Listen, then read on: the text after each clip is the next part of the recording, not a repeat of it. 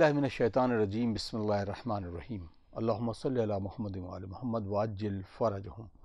ناظرین السلام علیکم ورحمۃ اللہ وبرکاتہ۔ آپ دیکھ رہے ہیں پروگرام احکام اسلامی اور لکھنؤ اسٹوڈیو سے ہم آپ سے مخاطب ہیں۔ ہمارے ساتھ موجود ہیں حجت الاسلام والمسلمین علی جناب مولانا مصطفیٰ علی خان ادیب الہندی صاحب قبلہ۔ السلام علیکم۔ علیکم السلام ورحمۃ اللہ۔ آغا، روزمرہ کی زندگی میں جب ہم بات کرتے ہیں تو ہم اصول کے ساتھ ساتھ تاریخ اور حدیثوں کا بھی ذکر کرتے ہیں، تو ہمارے وہ نوجوان جو حدیث کو دیکھ کے، یا ایک عام انسان کی ہم بات کریں کہ جس میں کو علم رجال یا اس طرح کی تمام چیزوں کا علم نہیں ہوتا، وہ کیسے سمجھے کہ کوئی حدیث جو ہے وہ مستند ہے، ضعیف ہے یا متواتر ہے؟ اس تمام جو اصطلاح استعمال کی جاتی اس کے بارے میں تفصیل سے ذرا آپ روشنی ڈال دیں۔ اعوذ باللہ من الشیطان الرجیم، بسم اللہ الرحمن الرحیم، الحمدللہ رب العالمین، وصلی اللہ علی سیدنا محمد وآلہ الطیبین الطاہرین۔ ظاہر ہے کہ ایک عام انسان اگر تحقیق کی وادی میں اترتا ہے یا تحقیق کی وادی میں نہیں اترتا، اس کے سامنے ایسی کوئی حدیث آ جاتی ہے یا ایسی کوئی چیز آ جاتی ہے، تو بہرحال ایک بڑا مسئلہ ہے کہ وہ کیسے جانے کہ یہ صحیح ہے یا نہیں ہے۔ کیونکہ اگر قرآن ہو، قرآن کی آیت ہو تو بہت آسان ہے، کسی بھی قرآن کو اٹھا کے دیکھ لے گا، ایڈریس اگر موجود ہے معلوم ہو جائے گا کہ قرآن کی آیت ہے۔ لیکن حدیث کے سلسلے میں چونکہ رسول اکرم صلی اللہ علیہ وآلہ کی رحلت کے بعد ایک بہت عرصے تک حدیث کو لکھنے پہ پابندی رہی، اور اس کے بعد بنی امیہ و بنی عباس نے اپنی سیاسی غرض کے لیے بہت سی حدیثوں کو گڑھا اور جھوٹے راویوں کو پیدا کیا اور جھوٹے اصحاب کو پیدا کیا، فیک اصحاب کو بنایا اور فیک حدیثوں کو اپنی شان میں نازل کرنے کی کوشش کی اور بنوایا۔ لہٰذا ایک بڑا مسئلہ ہمارے پاس ہے کہ ہمیں نہیں معلوم کہ حدیث جو ہمارے سامنے بیان کی گئی ہے وہ حدیث صحیح ہے یا نہیں۔ تو پہلی بات تو یہ ہے کہ اگر یہ کسی انسان کے سامنے کوئی حدیث آئے تو سب سے پہلے تو اس کا ریفرنس چیک کرے۔ بہرحال اس نے کسی کتاب کا ریفرنس دیا ہوگا کہ جہاں سے نقل کی۔ اگر کوئی ریفرنس ہی نہیں ہے کسی کتاب کا تو پھر بہت زیادہ اس کے اوپر غور کرنے کی ضرورت نہیں ہے۔ اگر واقعاً شوقین ہے، واقعاً تحقیق کرنا چاہتا ہے تو پھر اس حدیث کو ڈھونڈے گی کسی کتاب میں ہے کہ نہیں ہے۔ اب تھوڑا سا آسان ہے، انٹرنیٹ کے ذریعے سے یا اپنے موبائل کے ذریعے سے وہ معلوم کر سکتا ہے کہ یہ حدیث واقعاً کسی کتاب میں نقل ہوئی ہے یا نہیں۔ تو کتاب اگر معلوم ہو جائے تو بالآخر کم سے کم کتاب کے حوالے سے اس بات کو نقل کر سکتا ہے اس حد تک، کیونکہ ابھی علمائی بحث ہم نہیں کر رہے ہیں، اب ایک عام آدمی کی بحث کر رہے ہیں۔ یا اپنے محلے کے امام سے یا جس عالم دین سے اس کا رابطہ ہو اس سے پوچھ سکتا ہے، جس کے اوپر اس کو یقین ہو، اعتماد ہو کہ وہ بتا دیں کہ یہ حدیث صحیح ہے یا نہیں۔ سب سے آسان کام ہے، کیونکہ اس میں وہ خود جو انسان جس سے پوچھے گا وہ عالم دین پھر خود تحقیق کرے گا اور جواب دے سکتا ہے کہ اس کو پھر ذمہ داری ہو جائے گی وہ تحقیق کر کے جواب دے۔ یہ تحقیق ان کے بس کی نہیں ہے کہ علم رجال نہیں معلوم ہے، علم حدیث نہیں معلوم ہے۔ تو پہلا کام تو یہ ہے کہ ریفرنس چیک کرے، اور دوسرا کام یہ ہے کہ ریفرنس کے ساتھ کسی عالم دین سے جس پر اس کو اعتماد ہو، اعتبار ہو، اس سے معلوم کرے کہ یہ حدیث صحیح ہے یا نہیں۔ ایک اور طریقہ بھی ہے کہ حدیث کو قرآن کے مقابلے میں لائے۔ اگر وہ قرآن کو سمجھتا ہے اور قرآن کی چیزوں کو جانتا ہے اور حدیث سامنے سے قرآن کی مخالف ہے صریحاً، تو اس حدیث کو قبول ہمیں کرنا ہی نہیں ہے، کیونکہ اگر کوئی حدیث ایسی ہے جو قرآن کے مقابلے میں ہے تو امام نے خود فرمایا کہ ہماری حدیث کو قرآن پہ پرکھا کرو۔ اگر وہ قرآن کے مخالف ہے تو اس کو دیوار پہ دے مارو، ہماری حدیث نہیں ہے، کیونکہ ہو ہی نہیں سکتا کہ امام قرآن کے خلاف، نص کے خلاف، قرآن مجید کے خلاف کوئی بات بولیں، کیونکہ انہوں آپس میں کوئی کنٹراڈکشن ہے ہی نہیں۔ یہ مفسر قرآن ہے، یہ ہر وہ بات کہیں گے جو قرآن میں موجود ہے۔ ہاں ممکن ہے کہ آپ کی سمجھ میں نہ آ رہا ہو تو انہوں نے اور بہتر طریقے سے اس کو الیبریٹ کرنے کی کوشش کی ہو۔ لہٰذا سب سے بہترین طریقہ ایک عام آدمی کے لیے جس کے سامنے کوئی حدیث نقل ہو اور وہ نہ سمجھ سکتا ہو کہ حدیث صحیح ہے نہیں ہے، کہ وہ کتابوں میں یا عالم دین سے پوچھے جس پر اس کو اعتماد ہو، اور اس سے وہ یہ کہہ سکتا ہے کہ اگر زحمت نہ ہو تو آپ اس کی ذرا تحقیق کر کے مجھے بتا دیجئے کہ یہ حدیث کے باب میں حدیث کی کس کیٹیگری میں فال کرتی ہے، کہ مثلا یہ صحیح ہے یا حسن ہے یا مرسل ہے، جو الگ الگ کیٹیگریز ہیں حدیث کی، تو تاکہ اس کو اور آسانی ہو جائے۔ اور انہی علماء کی مدد سے وہ کم سے کم اگر اس میں شوق رکھتا ہے، ذوق رکھتا ہے، تو علماء کی نشستوں میں بیٹھ کر علماء سے معلوم کر کے کچھ حد تک چیزوں کو سمجھنے کی کوشش کر سکتا ہے۔ وَإِلَّا ایک عام آدمی کے لیے بہت سخت ہے، اور خصوصاً میں اپنے جوانوں سے یہ عرض کروں گا، اس پروگرام کے ذریعے سے یہ عرض کروں گا کہ حدیثیں جو آپ کے پاس آتی ہیں، خصوصاً یہ جو آج کل ایک ٹرینڈ سا چل گیا ہے کہ واٹس ایپ پہ آگے کہ رسول اللہ نے کہا یا امام نے فرمایا، اور اس پہ کوئی ریفرنس نہیں ہوتا، یہ اگر ریفرنس ہوتا تو وہ کتاب موجود نہیں ہوتی۔ ان حدیثوں کو آپ فارورڈ کرنے سے پرہیز کریں۔ اگر آپ دھیرے دھیرے سب لوگ یہ کام کرنا شروع کریں گے تو اپنے آپ یہ ٹرینڈ ختم ہو جائے گا، کیونکہ حدیث حتیٰ وہ حدیث جو صحیح ہو اور آپ کے پاس پہنچے لیکن اس کا ریفرنس موجود نہ ہو، اس کو پڑھانے کا نتیجہ یہ ہوگا کہ ممکن ہے غلط حدیثیں بھی اس کے ذریعے سے پہنچنے لگیں۔ آپ کا ہدف یہ نہیں کہ غلط چیزیں پہنچے، آپ ہدف یہ کہ امام کا قول آپ دنیا تک پہنچانا چاہتے ہیں، تو پہلے تحقیق کر لیں کہ یہ امام کا قول ہے یا نہیں، کیونکہ آپ احکام شریعہ کو جانتے ہیں کہ اگر یہی کام آپ رمضان میں کریں اور اس کو جان بوجھ کے کریں تو آپ کے روزے کے اوپر بھی حکم آ سکتا ہے۔ صرف بولنے کی بات نہیں ہے، واٹس ایپ کرنے کا بھی یہی حکم ہے، لکھنے کا بھی یہی حکم ہے، لہٰذا تحقیق کریں پھر میسج کو فارورڈ کریں۔ اسی طرح حدیث کو پہلے پڑھیں، سمجھیں، اس کے ریفرنس کو چیک کریں، حدیث کی سند کو چیک کریں، نہیں چیک کر سکتے ہیں کسی عالم دین سے پوچھیں، جب یقین ہو جائے تب اس کو آگے فارورڈ کریں یا دوسروں تک بتائیں۔ آقا بہت خوبصورت بات۔ اب یہاں پر کچھ ایسے جملے ہوتے ہیں کہ جسے مجھے علم ہے کہ یہ قول جو ہے فلاں معصوم کا ہے اور وہ کسی دوسرے کے نام سے منسوب ہوتا ہے، اب اس کے لیے ہمیں کیا کرنا چاہیے؟ اگر مثال کے طور پر کوئی ایسی حدیث ہے یا ایسا قول ہے جو امام معصوم سے ہے جی اور کسی دوسرے امام سے نقل ہو رہا ہے، مثلا مثال کے طور پہ کوئی حدیث امام محمد باقر علیہ السلام سے ہے اور ہم کسی اور امام کے نام سے منسوب کر رہے ہیں، اس پہ علماء نے اشکال نہیں کیا ہے۔ آپ اس کو طریقہ یہ کہ آپ کہتے ہیں قال المعصوم، معصوم نے فرمایا، تو وہ سارے 14 کے اوپر شامل ہو جائے گا، کیونکہ ان کے آپس کی کسی بات میں کوئی کنٹراڈکشن نہیں ہے۔ لیکن اگر سامنے والا غلطی کر رہا ہے، آپ کو معلوم ہے کہ یہ حدیث فلاں امام سے ہے، فلاں خاص وقت پہ کہی گئی ہے، کیونکہ ممکن ہے حدیث کسی خاص موضوع پہ خاص موقع پہ کہی گئی ہو، سب کے لیے حجت نہ ہو، اس خاص موقع کے لیے کہی گئی، جیسے ہم نے وہ جمل کے سلسلے میں ایک حدیث کو بیان کیا تھا کہ وہ خاص موقع کی حدیث تھی، وہ تمام عورتوں کے اوپر صادق نہیں آتی ہے، تو وہاں پر اگر آپ کو معلوم ہے تو سامنے والے کو آپ بتا سکتے ہیں، ٹوک سکتے ہیں، ریفرنس دے سکتے ہیں کہ یہ حدیث مثلا اس امام سے نہیں فلاں امام سے۔ ایک تو یہ مسئلہ ہے۔ دوسرا، ممکن ہے کہ وہ حدیث امام کی ہو، کسی دوسرے شخص کی طرف سے نقل کی جائے کہ مثلا فلاں شخصیت نے یہ فرمایا ہے، جبکہ وہ حدیث ہو امام کی یا قرآن کا قول ہو، تو پھر اس کی تنبیہ کرنا آپ کے لیے ضروری ہے کہ آپ بتائیں اس سامنے والے کو کہ بھائی یہ حدیث جو ہے، یہ بات جو آپ کسی شخص کی طرف منسوب کر رہے ہیں، یہ شخص کا جملہ نہیں ہے، یہ حدیث ہے، یہ شخص کا جملہ نہیں ہے، یہ قرآن کی آیت ہے، لہٰذا صحیح ریفرنس کے ساتھ کوٹ کیجیے۔ ایک بڑا ہمارے ساتھ ایک المیہ یہ ہے کہ آج کے دور میں خصوصاً کہ ہم غرب زدہ ہونے کے نتیجے میں ان کے اقوال کو اور ان کے رائٹرز کو جو مشرک اور مرتد اور ہر طرح سے بے دین تھے، شراب خور تھے، ان کے قولز کو ہم بہت ویلیو دیتے ہیں کہ صاحب فلاں سائنٹسٹ نے یہ بات کہہ دی، فلاں چیز صاحب نے یہ بات کہہ دی، فلاں روان شناس نے یہ بات کہہ دی، اور ائمہ علیہ السلام کی حدیث کا بیان کرنے میں ہم کو شرم محسوس ہوتی ہے، وہ ہماری بے دینی کی ایک بہت بڑی دلیل ہے۔ لہٰذا اب یہ سوال بیچ میں آپ کو ٹوک رہا تھا اس بارے میں کہ یہ کیا امر بالمعروف اور نہی عن المنکر کے زاویے میں آئے گا؟ ہمیں ہمارا حق بنتا ہے کہ ہم اس بات کو تنبیہاً یا اس کو بتائیں یا اس کی اصلاح کریں۔ بالکل، امر بالمعروف بھی کی حد تک اور نہی عن المنکر کی حد تک بھی آئے گا، کیونکہ اس کو معلوم نہیں ہے کہ مثلا امام کی حدیث ہے۔ تو اگر آپ کو معلوم ہے کہ اس شخص کو علم نہیں ہے اور آپ کے کہنے کا اثر ہوگا، تو امر بالمعروف اور نہی عن المنکر کے فرائض میں آتا ہے کہ آپ اس کو کہیں کہ صاحب یہ حدیث ہے جس کو آپ کسی فلاں شخصیت کا قول بتا رہے ہیں، یہ حدیث ہے، اس کا ریفرنس نمبر یہ ہے، لہٰذا اس طرح سے اصلاح کرنا بہرحال آپ کی ذمہ داری ہے اگر آپ کو علم ہے۔ اگر علم نہیں ہے تو بات ہی ساقط ہو جاتی ہے، ہر وہ چیز جس کا علم نہیں ہو وہ آپ کی گردن کے اوپر سے ساقط ہے۔ تو ہم قوم کی بات کر رہے تھے کہ قوم اس طرح سے ڈھل گئی ہے اور اجبس گئی پچھلے 150 سال 200 سال میں، اس طرح نے استعمار نے کام کیا کہ اب ہم ان کی باتوں کو بیان کرنے میں فخر محسوس کرتے ہیں اور اپنے علماء اور اپنے ائمہ علیہ السلام کی بات کو نقل کرنے میں ہمیں شرم محسوس ہوتی ہے، جبکہ اس کا برعکس ہونا چاہیے۔ اور کسی مرتد کی بات، اگر اس کی فیلڈ کی کوئی بات ہے، آپ سائنس پہ کوئی بات کر رہے ہیں اور آئنسٹائن نے کوئی بات پیش کی تو آپ اس کو نقل کریے، کوئی حرج نہیں ہوگی، بالآخر وہ اس فن کا ماہر ہے، آپ اس کی بعنوان ماہر اس فن کی اس چیز کے چیپٹر میں بات کہہ رہے ہیں، کوئی حرج نہیں ہے، بات بیان کرنے میں کوئی حرج نہیں ہے۔ لیکن اخلاقی نکات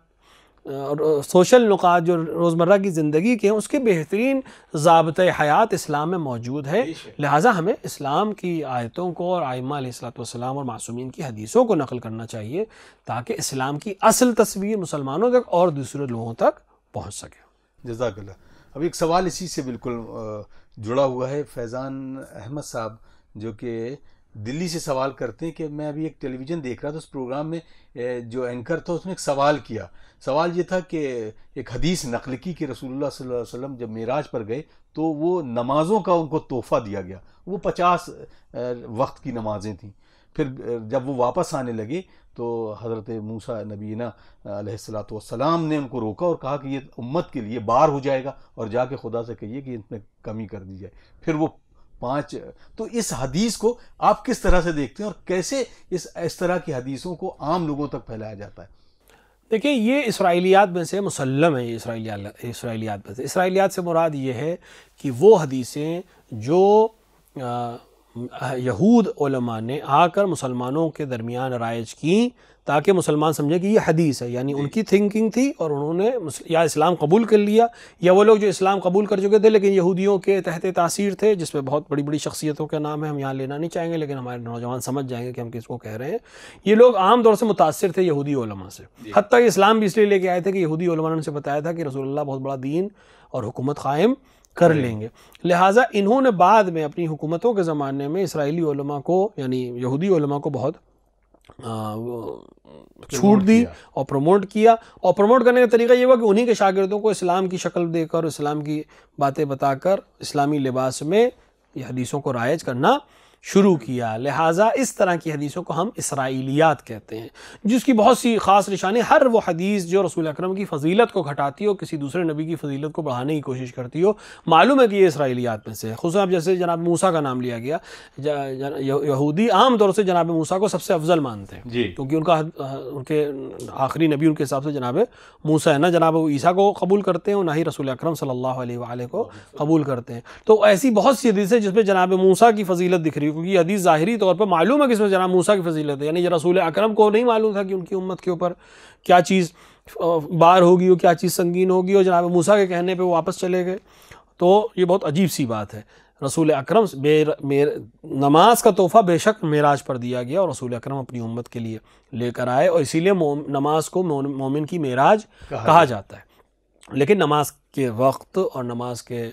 رکعتیں اور نماز کی تعداد یہ سب رسول اکرم کے اختیار میں تھی. رسول اکرم نے ہاں کچھ چیزوں کی تخفیف ضرور کی کہ 51 رکعت نماز میں سے 17 کو واجب کیا اور باقی کو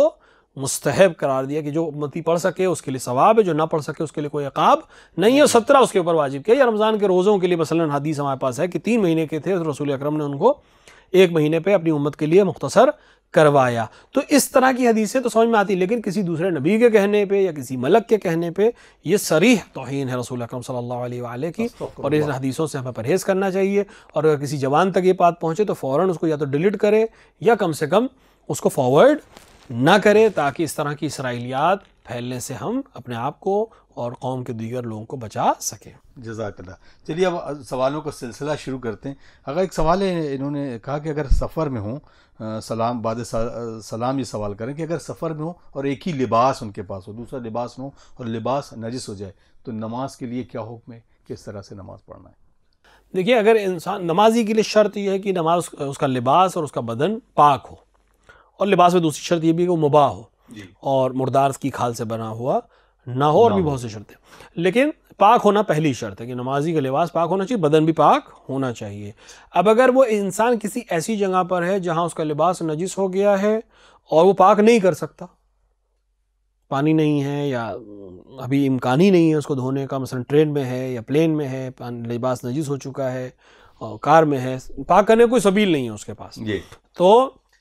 اگر لباس پاک نہیں کر سکتا ہے اور اس کے پاس دوسرا لباس نہیں ہے، کوئی دوسرا لباس نہیں پہن سکتا، کسی اور سے بھی نہیں لے سکتا، تو اسی لباس میں نماز پڑھے گا اور اس کی نماز صحیح ہے. دیکھیں، احکام شرعیہ جب بھی بیان کیے جاتے ہیں وہ عام حالات میں بیان کیے جاتے ہیں. جب ایمرجنسیز آتی ہیں، جب سچویشنز چینج کرتی ہیں، تو مختلف سچویشن کے حساب سے احکام شرعی بھی چینج ہو جاتے ہیں. اب اگر جس کے پاس 2 لباس ہے، سفر میں ہے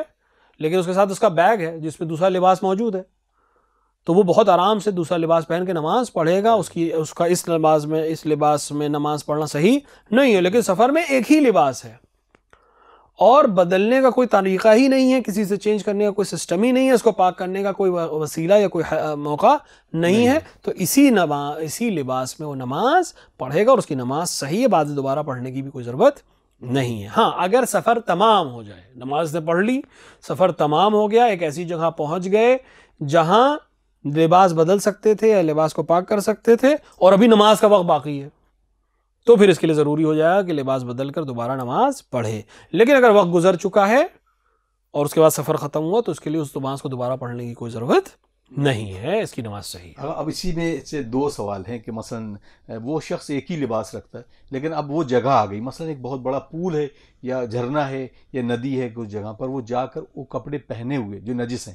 اس میں جا کر غوطہ لگا کر اس کو پاک کر سکتا ہے اور ایسے ہی پہنے رہ سکتا ہے تاکہ وہ دھوپ کے سے تمازت سے یا ہوا سے وہ سوکھ جائے، پھر وہ کیا لباس پاک ہو سکتا ہے؟ بالکل ہو سکتا ہے، یہ ایک عام طریقہ ہے۔ مثلا کوئی مرد ہے، اس کے لیے تو عام آسان ہے، مثلا کوئی جھرنا آ گیا، کوئی جھیل آ گئی، کوئی سوئمنگ پول آ گیا، کوئی بہت بڑا تالاب آ گیا، سمندر ہے، دریا ہے، کچھ بھی ہے، جہاں وہ پہنچ گیا ہے اور جہاں وہ دریا میں جا سکتا ہے، غوطہ لگا سکتا ہے، لباس کو پانی تک پہنچا سکتا ہے، کیونکہ ہم نے بتایا کیا تھا کہ کر بھر پانی میں یا جاری پانی میں اگر آپ لباس کو پاک کرنا چاہیں تو اس کو نچوڑنا بھی ضروری نہیں ہے۔ آپ اس کو پانی، اگر آپ لباس پہنے پانی میں داخل ہو جائیں، کیونکہ آپ بدل نہیں سکتے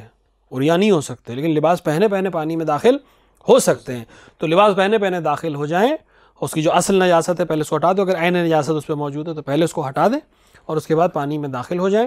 اور اس کو وہ پاک ہو جائے گا، باہر آئیں، وہ اپنا بدن پہ ہی سوکھ جائے گا، اور پھر اس کو آپ کر سکتے ہیں۔ اگر ایسا کر سکتا ہو تو پھر اس کو کرے، پھر نماز پڑھے گا، اور اگر ایسا نہیں کر سکتا ہے تب اس صورت میں اسی نجس لباس میں نماز پڑھے گا جو میں نے پہلے جواب میں کہا تھا۔ لیکن اگر ایسا کر سکتا ہو تو بالکل کرے، اس کو لباس بھی پاک ہو جائے گا، اس کا بدن بھی پاک ہو جائے گا، اور وہ اسی لباس میں نماز پڑھ سکتا ہے، حتیٰ گیلے لباس میں نماز پڑھ سکتا ہے کہ وہ سوکھتے رہیں گے، ہم نماز پڑھ لیں، کوئی حرج نہیں ہے۔ جزاک اللہ۔ اب اسی سے دوسرا سوال جو میں کہہ رہا تھا وہ یہ ہے کہ لیدر کی جیسے بیلٹ ہے یا اس طرح کے لیدر کے بہت سارے، گھڑی کی پٹا ہے یا اور بھی بہت ساری مختلف چیزیں وہ انسان پہنا، اس کو علم نہیں ہے کہ یہ مردار کا ہے، حلال کا ہے، کیسا ہے، تو وہ نماز میں پڑھنا کس طریقے کا حکم ہے؟ دیکھیں، مردار کا اعضاء سے بنے ہوئے لباس کو نماز میں پڑھنا منع کیا گیا ہے۔ جی، اب صرف سوال یہ ہے کہ یہ لیدر جو وہ پہنے ہیں یہ حلال ہے یا حرام ہے۔ مردار سے مراد وہی ہوتا ہے کہ حرام گوشت جانور ہے یا غیر شرعی طریقے سے ذبح کیا ہوا جانور ہے، اس کا لیدر ہے۔ تو اگر وہ لیدر ہے اور جسم کے کسی حصے کو چھپا رہا ہے تو اس سے اجتناب، اگر اس کو معلوم ہے کہ یہ نجس ہے یا مردار سے بنا ہوا ہے یا معلوم ہی نہیں ہے کیا ہے، اگر مسلم ممالک سے لیا گیا ہے تب تو اس کے پاکی کا حکم ہے، لہٰذا اس کو بدلنے کی ضرورت نہیں ہے۔ لیکن اگر غیر مسلم ممالک سے لیا گیا ہے اور ہمیں معلوم نہیں ہے کہ صحیح طریقے سے پاک ہوا تھا یا نہیں، تو پھر اس کے پہننے سے ہمیں اجتناب کرنا چاہیے۔ گھڑی ہے مثال کے طور پر، اس کا اتنا بڑا مسئلہ نہیں کیونکہ یہ ساتر میں سے نہیں آتی ہے، بیلٹ ہے اسی طرح، لیکن اگر اجتناب کر سکیں، نہیں اتار دیں، کم سے کم حالت نماز میں اتار دیں تاکہ شک اور شبہ نہ رہ جائے، کیونکہ اصل یہ ہے کہ ہم نماز بالکل پاک حالت میں پڑھیں، صحیح لباس کے ساتھ پڑھیں۔ لہٰذا مردار کہ جتنی بھی چیزیں ہمارے پاس ہیں اس کو ہم دور کر دیں تاکہ ہماری نماز میں کوئی حکم غیر غلط ہونے کا حکم صادر نہ ہو۔ لہٰذا اگر کوئی لیدر کا سامان آپ کے پاس ہے، اگر آپ کو معلوم ہے کہ یہ پاک ہے، یعنی حلال گوشت جانور سے ذبح شرعی کے ذریعے سے، مسلمان مارکیٹ سے آپ نے لیا، آسان طریقہ آج کے زمانے میں مسلمان مارکیٹ سے لیا ہے تو یہ پاک ہے، اس میں آپ نماز پڑھ سکتے ہیں۔ غیر مسلم مارکیٹ سے لیا ہے اور آپ کو علم نہیں ہے تو پھر یہ نجس ہے اور اس سے اجتناب کرنا چاہیے۔ جزاک اللہ۔ کیونکہ ہم پاکیزگی کا ذکر اسی اس میں کر رہے ہیں۔ ایک اور سوال اسی سے کیا ہے شمس تبریز صاحب جو رانچی سے ہیں، ان کا سوال ہے، السلام علیکم آقا، یہ بتائیں کہ جیسے نجس جو کپڑا ہوتا ہے اس کو ہم ڈرائی کلین کروا لیں تو کیا وہ پاک ہو جائے گا؟ دوسرا یہ کہ اسی کپڑے کو اگر ہم واشنگ مشین میں، جو آٹومیٹک واشنگ مشین ہے، اس میں ڈال دیں تو وہ بھی کیا پاک ہو جائے گا؟ دیکھیے، جہاں تک ڈرائی کلیننگ کا سوال ہے، اگر نجس ہے تو ڈرائی کلیننگ سے پاک نہیں ہوگا، کیونکہ اس میں عام طور سے پانی سے وہ نہیں دھوتے ہیں، وہ پیٹرول سے یا دیگر چیزوں سے، کیمیکل سے دھوتے ہیں۔ پیٹرول یا کیمیکل چیزوں سے دھونے اور اس کو ڈرائی کرنے سے کوئی چیز نجس پاک نہیں ہو سکتی۔ ہاں، واشنگ مشین میں اگر ڈال دیں، آٹومیٹک ہو چاہے سیمی آٹومیٹک ہو، کوئی حرج نہیں ہے۔ اگر واشنگ مشین میں آپ نے پانی لباس کو ڈال دیا اور عین نجاست سے دور ہو چکی ہے تو وہ اپنے آپ پاک ہو جائے، کیونکہ عام طور سے اس میں جاری پانی وصل ہوتا ہے، ٹیپ واٹر ہوتا ہے، کور سے بھی زیادہ ہوتا ہے، جاری پانی کے حکم میں ہوتا ہے۔ جیسے ہی وہ پانی اس کے اوپر پڑے گا وہ لباس اپنے آپ پاک ہو جائے گا اور وہ پاک ہے، لیکن ڈرائی کلیننگ سے پاک نہیں ہوگا۔ اس کا ایک طریقہ یہ کہ پہلے آپ نجاست کو دور کریں اور اس حصے کو پاک کر لیں جو نجس تھا، پھر ڈرائی کلیننگ کرا لیں، کیونکہ پورا لباس اگر نجس نہیں ہے، جو حصہ نجس ہے آپ نے اس حصے کو پانی سے پاک کر لیا، باقی آپ نے ڈرائی کلیننگ کرا لی تو کوئی حرج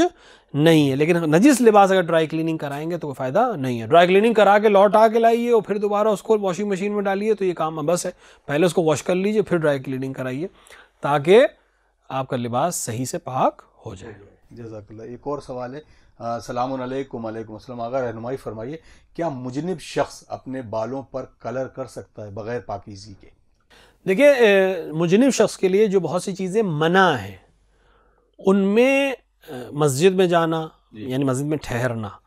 یا مسجد میں رکنا. مسجد الحرام میں تو داخل ہونا بھی منع ہے، ورنہ دیگر مساجد میں ایک دروازے سے داخل ہو کے دوسرے دروازے سے نکل سکتا ہے.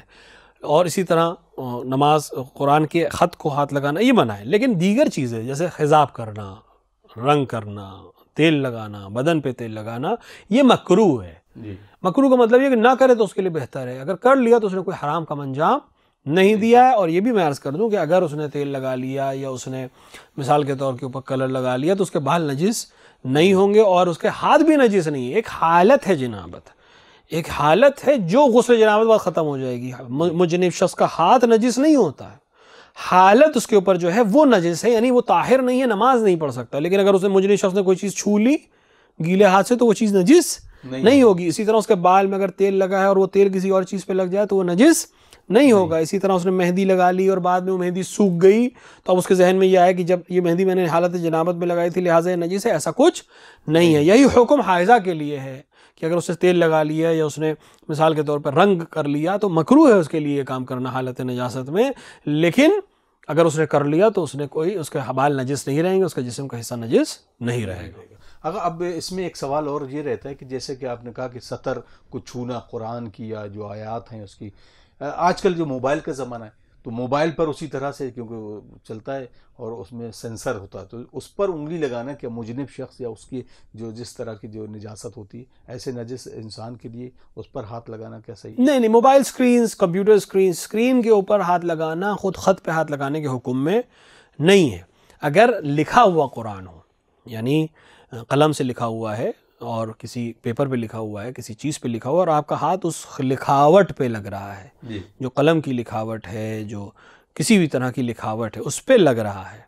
تو وہ حالت نجاست میں انسان کے لیے منع ہے کہ بغیر وضو کے ہاتھ نہیں لگا سکتا. مجنب تو بہت دور کی بات ہے، حتیٰ بغیر وضو کے عام انسان بھی ہاتھ نہیں لگا سکتا. لیکن کمپیوٹر اسکرین ہے، موبائل اسکرین ہے، اس کے اوپر ہاتھ لگانے میں کوئی حرج نہیں ہے اور اس کے لیے ضروری نہیں کہ باوضو ہو، کیونکہ یہ ہاتھ لگانا خط کو ہاتھ لگانے کے حکم میں ثابت نہیں ہوگا. جزاک اللہ. اگر اب ایک اور سوال اسی سے بالکل منسلک ہے کہ وہ کسی خاتون کا سوال ہے کہ کیا ان دنوں میں جو حالت عورت پر ہوتے ہیں اور نجاست کی حالت میں کیا امام بارگاہ یا اس طرح کے تمام جو ذریعہ اقدس پر بوسہ دینا کیا صحیح ہے؟ دیکھیں، امام بارگاہ اور زری دونوں کا حکم الگ الگ ہے. زری یا حرم ائمہ علیہ الصلوۃ والسلام یعنی جو واقعی حرم ہے وہ حکم مسجد میں ہے. جو مسجد کے احکام ہیں وہی احکام اس کے ہیں. تو مسجد کا حکم معلوم ہے ہمیں کہ حالت جنابت میں یا حالت حیض میں مسجد میں جانا رکنا منع ہے، لیکن ایک دروازے سے داخل ہو کے دوسرے دروازے سے نکل سکتے ہیں. اسی طرح زری کو بوسہ دینے میں اگر وہاں اس عرف میں وہ چیز توہین امام سمجھی جاتی ہو تو اس کام کو انجام نہیں دینا چاہیے. لیکن خود حرم جا کر دعا پڑھنا، صحن میں رہنا، حرم سے مراد وہ حصہ جس میں زری ہے، باقی حصہ جیسے صحن بنے ہوئے ہیں حرم میں، عام طور سے انشاءاللہ سب کو کربلا اللہ جانا نصیب کرے، دیگر ائمہ کے یہاں جانا نصیب کرے، صحن کی حد میں جا کر دعا پڑھنا، حتیٰ زیارت پڑھنا، دیگر تسبیحات کا پڑھنا میں کوئی حرج نہیں ہے. لیکن زری اگر ذہن میں کراہت ہے کہ ممکن ہے توہین امام ہو سکتی ہو تو پھر اس سے اجتناب کرنا چاہیے. اور اسی طرح کے نظر کا جو بناتی ہیں خاص طور سے ہمارے اب اس میں پورے ہندوستان اور پاکستان میں کہ اس سے بھی بڑی کراہیت کی جاتی ہے اور خاتون کرتی ہیں، تو اس کے بارے میں بھی ذرا بتائیں. حکم شرعی اس کے لیے کوئی نہیں ہے، یعنی جائز ہے، وہ پکا سکتی ہے جس طرح گھر والوں کے لیے کھانا پکاتی ہے اس حالت میں، اسی طرح دیگر چیزوں کے لیے بھی کھانا پکا سکتی ہے. نظر کے کھانے پکانے کے لیے یا خاص کھانا پکانے کے لیے اس کے لیے کوئی ضروری نہیں کہ وہ پاک ہو اور طاہر ہو، کوئی مسئلہ نہیں ہے، کھانا پکا سکتی ہے، کھانا کھانا بھی صحیح ہے اور کھانے کو نظر میں رکھنا بھی صحیح ہے. لیکن اگر وہ احتیاط کرنا چاہتی ہے، نہیں کرنا چاہتی، احترام میں اس طرح کا عمل نہیں کر رہی تو اس کے اوپر کوئی مناہی بھی نہیں ہے. لیکن اس کو پریشانی بنا لینا، آپ کے لیے زندگی اور آخرت کا سوال بنا لینا، یہ کوئی مسئلہ بھی نہیں ہے. بالکل آسان دین ہے، آسان طریقے سے اس کو فالو کیا جائے. جزاک اللہ. جزاک اللہ. ناظرین، آپ دیکھ رہے ہیں پروگرام احکام اسلامی اور ہمارا مقصد یہ ہے کہ وہ تمام جو کمیاں اور جو تمام چیزیں ہیں وہ آپ سے دور ہو جائیں جو شریعت کے نام پر آپ سے داخل ہے. آئیے، وقت بالکل اجازت نہیں دیتا ہے، ہم لوگ سب مل کر دعا کرتے ہیں. اللہم عجل لولیک الفرج.